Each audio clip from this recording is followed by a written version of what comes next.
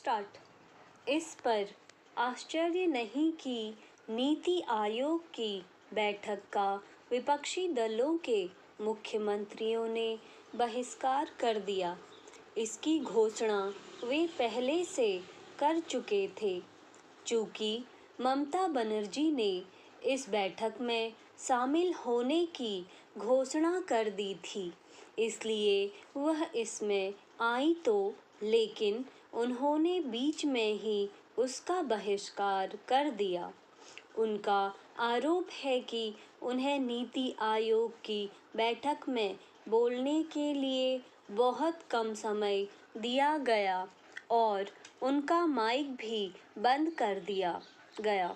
सरकार ने इनके इस दावे का खंडन किया है, लेकिन यह तय है कि ममता बनर्जी अपनी बात पर कायम रहेंगी।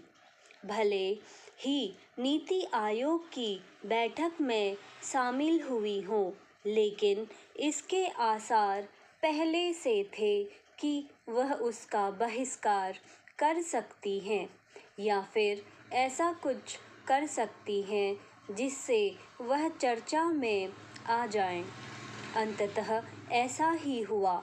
ध्यान रहे कि वह इसके पहले भी अपने राज्य में प्रधानमंत्री की अध्यक्षता वाली कई बैठकों का या तो बहिष्कार कर चुकी हैं या फिर उसमें किसी न किसी बात को लेकर अपनी आपत्ति जता चुकी हैं।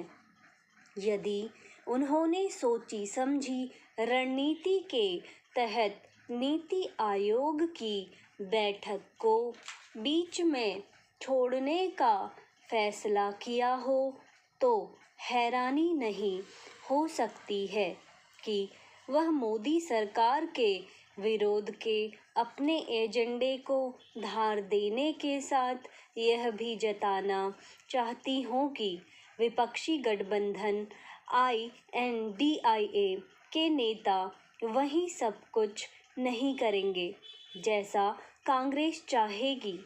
जो भी हो, यह समझना कठिन है कि उन्होंने नीति आयोग की बैठक बीच में छोड़ने से हासिल क्या हुआ। यही प्रश्न कांग्रेस और अन्य विपक्षी दलों के मुख्यमंत्रियों के समक्ष भी है। नीति आयोग ऐसा कोई मंच नहीं जिसे दलगत राजनीति का अखाड़ा बनाया जाए। वैसे भी इस बार तो नीति आयोग की बैठक का एजेंडा देश को 2047 तक विकसित कर राष्ट्र बनाने के उपायों और सुझावों पर केंद्रित था। आखिर इस एजेंडे पर विपक्षी दलों के मुख्यमंत्रियों को राजनीति करने की क्यों सूझी? यह प्रश्न इसलिए क्योंकि ऐसा तो है नहीं कि राज्यों के विकास के बिना भारत को विकसित राष्ट्र बनाने के लक्ष्य को पूरा किया जा सकता है।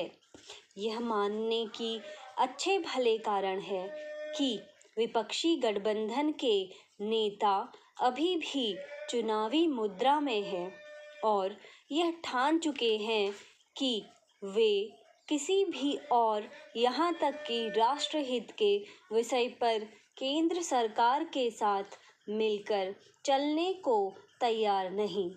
इसकी झलक संसद में भी मिल चुकी है।